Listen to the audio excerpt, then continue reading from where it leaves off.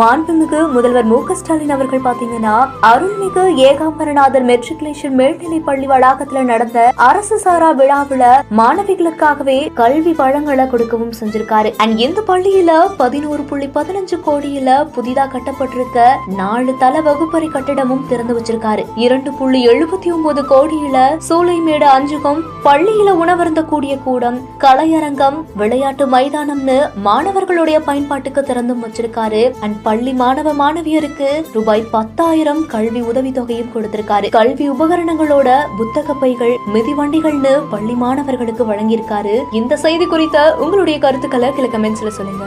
மேலும் செய்திகளுக்கு நம்ம பிஹைண்ட் விட்ஸை ஃபாலோ பண்ணிக்கோங்க.